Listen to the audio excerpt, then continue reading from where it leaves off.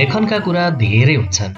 विधागत लेखनका प्रशिक्षण र विश्लेषणबारे संसार भरिएको छ, तर लेखन पूर्वका कुरा बिरलै पढ्न पाइन्छ। कमजोर घडेरीमा घर बनाइयो भने लड्न सक्छ। लेखनको नियति पनि उही हो। त्यसैले लेखन पूर्वका कतिपय कुराको विवेचना गर्न जरुरी छ। जो लेख्छ त्यही लेखक हो भन्नु गलत हो, जसरी गीत गुनगुनाउने सबै गायक हुन् भन्नु गलत हो। लेख्ने सबैले लेखक हुनुको पहिचान वा गौरव कहाँ पाएका हुन्छन् र? वास्तवमा लेख्ने अभ्यास गर्दा आफूलाई खारेको, आफ्नो विशिष्टता हासिल गरेको तथा आफूलाई नयाँ कुनै दृष्टिको जन्मदाता बनाइसकेका मानिसहरू लेखक कहलिन्छन्। यो एउटा उँचो प्राप्ति हो। मिचेल फुको भन्छन्, लेखक भन्नु त एउटा छाप जस्तो हो। उसको व्यक्तित्व नै धेरै कुराको प्रमाणीकरण हो।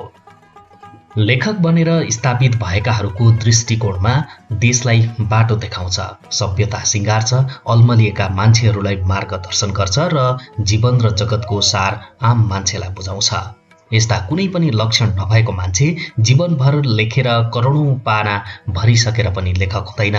त्यसैले लेखक बन्नु भनेको कठोर तपस्या पश्चात एउटा सिद्धार्थले एक प्रकारको बुद्धत्व प्राप्त गर्नु जस्तै हो।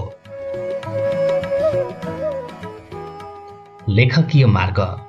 पढे लेखेका प्राय सबै मान्छे केही न केही लेख्छन्, नपढेकाहरू बोल्छन्। जसरी पनि अभिव्यक्ति त आइरहन्छ। अभिव्यक्तिहरू कस्ता हुन्छन् त्यसको सम्बन्ध हाम्रो बुझाइ र सिकाइसँग रहन्छ। हाम्रो अभिव्यक्ति कुनै सूचना हो कि स्वभावजन्य प्रक्रिया हो कि विवेचना हो, आफ्नो मतसहितको दृष्टिकोण हो कि वा कुनै निचोड हो, यस कुराको हेक्का राख्नु पर्दछ। सिक्ने क्रममा हामी विभिन्न तहबाट गुज्रिन्छौँ। हाम्रो सिकाइको सबैभन्दा तल्लो तह भनेको कुनै सूचना वा तथ्यको सिकाइ हो, जसलाई हामी ग्रहण गर्छौँ र सम्झनामा राख्छौँ। यसमा हाम्रो मस्तिष्कको सक्रिय सहभागिता हुँदैन। ऊ फगत एउटा भाँडो हुन्छ र त्यस तथ्य वा सूचनाको स्रोत आफूभन्दा बाहिर हुन्छ, गुरुमा, पुस्तकमा, ज्ञानमा, कोषहरूमा, सञ्चारहरूमा र जगतहरूमा। अधिकांश मानिसहरू यिनै सूचना वा तथ्यलाई नयाँ भाषा दिन्छन् र लेखन गरेको ठान्छन्। खासमा यो पुनरोक्ति बाहेक केही पनि होइन। दोस्रो तहमा हामी आफूले पाएका सूचनामाथि प्रश्न गर्छौँ। त्यसको सभ्यता वा वैधानिकता खोज्छौँ। ग्रहण गर्नु पूर्व त्यसको पारख गर्छौँ, अनि मात्रै ग्रहण गर्छौँ। त्यसो गर्न थाल्दा हामीमा आलोचनात्मक चेत विकास हुन थालेको बोध हुन्छ।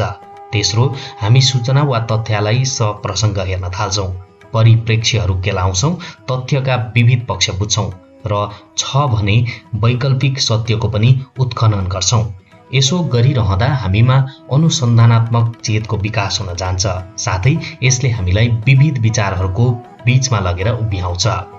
चौथो चरणमा हामी विविध सूचना, अनुभव, मत र दृष्टिका बीच उभिएर आफ्नो पृथक वा वैकल्पिक बाटो पहिचान गर्न सफल हुन्छौँ। यतिखेर हामी दृष्टिका निर्माता हुन्छौँ। माथिका 3 प्रक्रियाबाट हाम्रो दिमागमा विकसित भएका सोचहरूमाथि पुनः मनन गर्छौँ र संसारलाई भन्नुपर्ने कुरा, कुनै नयाँ कुराको निर्माण गर्छौँ।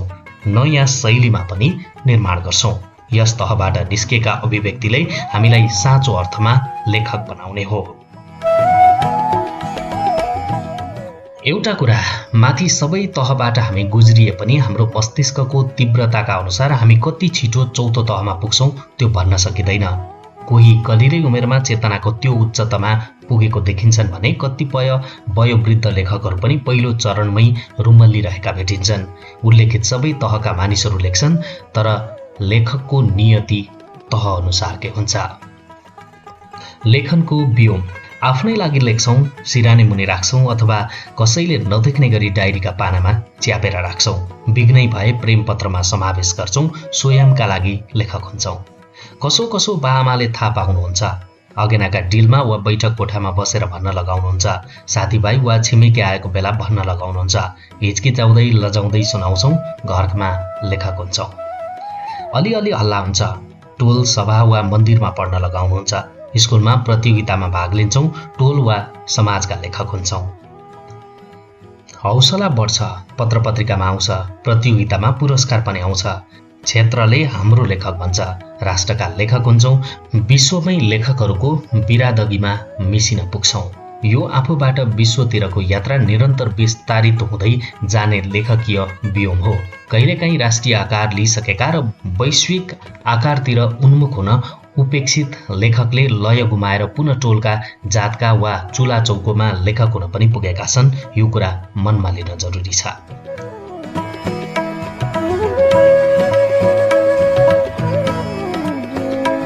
किन लेख्ने भन्ने प्रश्न त्यति सरल हुँदैन।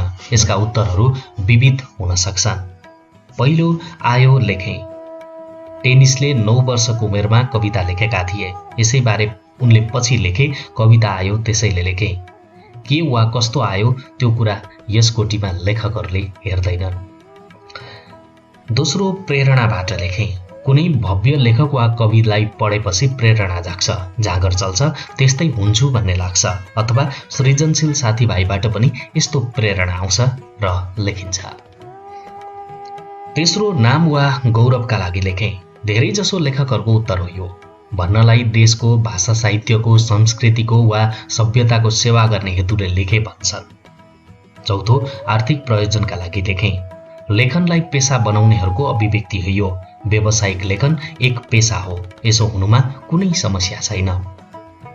मेरो प्रतिभा उजागर गर्न लेखेँ। धेरैको मौन उत्तर हो यो। तर लेखनमा गायन वा चित्रकलामा भन्दा फरक एउटा कुरा हुन्छ।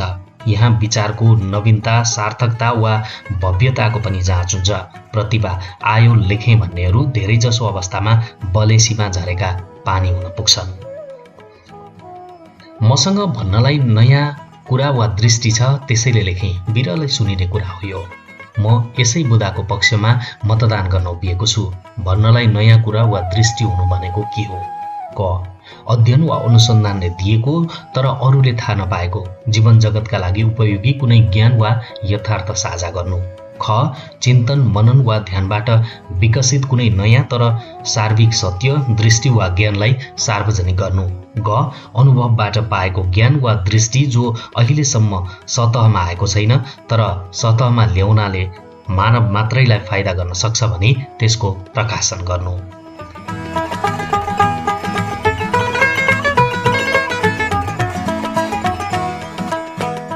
घ अनुभव वा अध्ययनबाटै पाएको तर स्थापित भनिएका सत्य वा स्वाभाविक व्यवस्थाको विपरीतको दृष्टि वा ज्ञानलाई उजागर गर्नु। यसले अघि सत्य वा स्वाभाविक भनिएका कुराले छोपेको यथार्थ र यसका कारण पुरिएको न्यायलाई सतहमा ल्याउँछ। ग मानिसको ध्यान नपुगेको तर अत्यावश्यक पक्षको उद्घाटन गर्नु।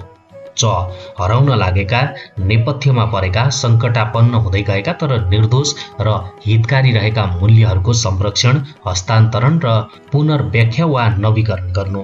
छ सुख, दुःख, भय, संवेदना, उत्साह, प्रेम, निराशा, विक्षिप्तता, क्रोध, दुश्मनी आदि जस्ता मानवीय स्वभावका कारण हुने असन्तुलनलाई नयाँ मौलिक, कलात्मक र मर्मस्पर्शी ढङ्गबाट सम्बोधन गर्नु। झ मृत्यु, व्याधि, गरिबी, अत्याचार, भेदभाव, असमानता जस्ता प्रतिकूलताको सामना गर्न वा सफाया गर्न मानव मात्रलाई ऊर्जा दिने हेतुले कलात्मक र प्रेरक अभिव्यक्ति दिनु। य विलक्षण सौन्दर्य र आनन्दका स्रोतहरूको मौलिक चित्रण गर्नु। लेखकको तयारी। यी मापदण्ड हेर्दा वा पढ्दा पनि कसैले आफू लेख्ने मात्रै हो कि सही अर्थमा लेखक पनि बन्ने ल्याकत राख्दछ त्यो ठम्ब्याउन सक्दछ। साँच्चीकै लेखकीय ध्येय र प्रतिबद्धता छ भने कसैले पनि फगत लेख्ने मान्छेबाट लेखक हुने मार्गमा यात्रा सुरु गर्न सक्दछ। त्यस तयारीमा आफ्नै पाटा छन्, आफ्नै अनिवार्यता छन्। संसारसँग भन्नलाई वा विनिमय गर्नलाई आफूसँग कुनै नयाँ, सार्थक वा वैकल्पिक दृष्टि वा दृष्टिबिन्दु छ भने त्यसलाई स्थापित गर्न लेखक भन्ने हो। 1, 2, 3 वा त्यसभन्दा बढी कृति आएपछि त्यो दृष्टि स्थापित हुन्छ। बजारमा कतिपय लेखक यस्ता छन् जसका दर्जनौं कृति आएर पनि कुनै लेखकीय कोण, दृष्टि वा विचार स्थापित भएनन्।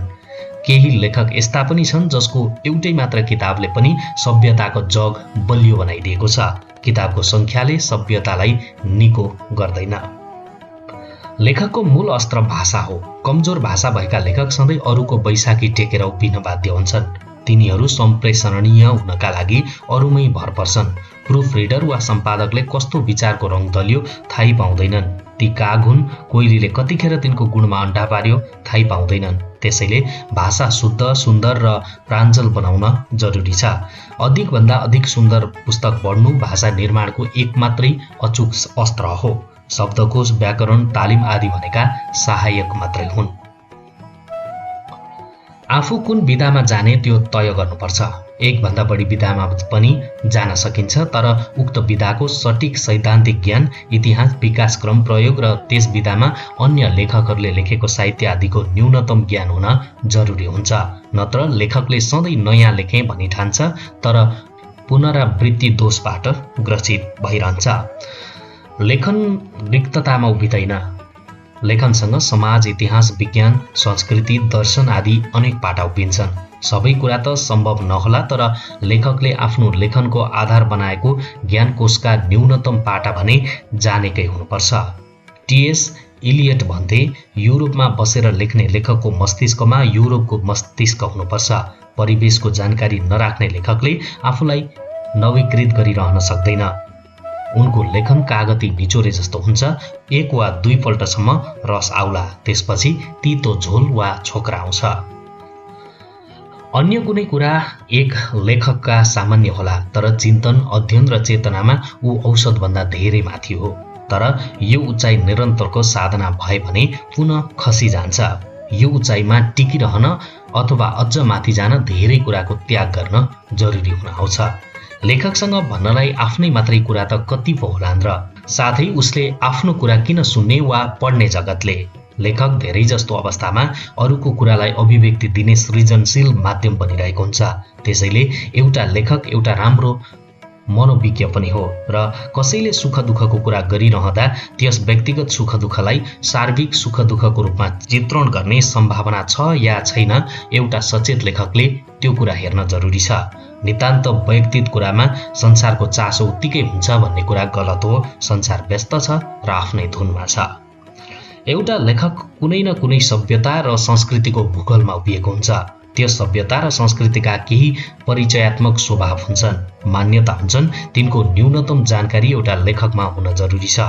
आफू उभिएको भूगोल, आफूले मानेको धर्मदर्शन, आफ्नो भूगोलको इतिहास र आफ्नो समाजको स्वभाव आदिसँग ऊ परिचित हुन जरुरी छ। स्थापित सत्य भनिएका कुराहरू निर्विवाद मत अथवा वैज्ञानिक तथ्यलाई नयाँ भाषा वा शैलीमा जोडजाड पार्नु व्यवस्थापन हो, सिर्जना होइन। यस कुराको सचेतना नितान्त जरुरी छ। भाइ बहिनीहरू हो, भाषामा आत्मनिर्भर बनौँ। अशुद्ध भाषा पटक पटक लेखिरहने लेखकले जनविश्वास गुमाउँछ। आफ्नो मातृभाषा हो, सिक्न कुनै ठुलो महाभारत छैन। भाषाप्रति अनुराग उत्पन्न होस् अनि सिक्ने हजार बाटा आफै फेला पर्छन्। आफूले लेखेको देखाउने एउटा आत्मीय समूह बनाउनु, निर्मम आलोचना खप्ने र सहने छाती बनाउनु, सधैँ तारिफ गर्नेसँग आलोचनात्मक छेद हुँदैन भन्ने कुरा बुझौँ, तिनको भुलभुलैयामा नपर्नु। तपाईँ नयाँ पुस्तकको तयारीमा हुनुहुन्छ? त्यसो हो भने मेरो एउटा सुझाव छ। अचेल सामाजिक सञ्जालको जमाना हो। पुस्तककारमा आउनुभन्दा अगाडि आफूलाई सामाजिक सञ्जालबाट परिचित बनाउनुहोस्। नामै नसुनिएको लेखकको किताब जाँदैन अचेल। सञ्जालमा आफ्ना सिर्जना राख्नु र आफ्ना लागि परिचयको एउटा भूगोल वा बिरादरी बनाउनु नराम्रो कुरा होइन। यसो भयो भने तपाईँको पहिलो पुस्तक आउँदा त्यस सञ्जालमा रहेका साथीहरूको सहयोगमा देशभरि सूचना पुग्छ, चासो पर्छ। नयाँ लेखकलाई स्थापित हुन सजिलो हुन्छ। सिधै पुस्तक आकारमा आउनु जोखिमपूर्ण छ।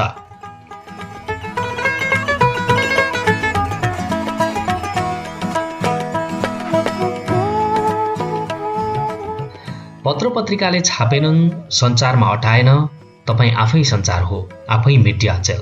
त्यसैलाई प्रयोग गर्नुहोस्। गुणस्तर भने निरन्तर उक्लँदै जानुपर्छ। पहिलो पुस्तक कस्तो आयो? पहिला लेखक थोरै हुन्थे। एउटा लेखक पहिलो पुस्तकमा कमजोर रूपमा देखिए पनि ऊ क्रमशः कसरी श्रेष्ठताको उकालो चढ्दैछ त्यो चियो गर्ने पाठक भेटिन्थे। अचेल लेखकको सङ्ख्या अतिशय बढेको छ। श्रेष्ठ लेखक पनि धेरै छन्। त्यसैले कमजोर अनुहार लिएर आएको लेखकलाई कुरिरहने धैर्य पाठकसँग हुँदैन। त्यसैले प्रवेश नै भव्य बनाउनुपर्छ। त्यसका लागि लेखन, पुनर्लेखन, परिष्कार तथा सम्पादनको मार्ग हुँदै आफ्नो पुस्तकलाई शुद्ध, अब्बल र गुणस्तरीय बनाउन जरुरी छ, नत्र समयले पर्खदैन। पुनर्लेखनको धैर्य रहोस्। होमिङवेले आफ्नो पुस्तक फेयरवेल टु आर्म्स भन्ने किताबको अन्तिम अंशलाई 29 पल्ट पुनर्लेखन गरेका थिए। डोनाल्ड मुर्रे भन्छन्, लेखन भनेकै पुनर्लेखन हो, त्यसैले पुनर्लेखन गर्न कहिल्यै नडराउनु।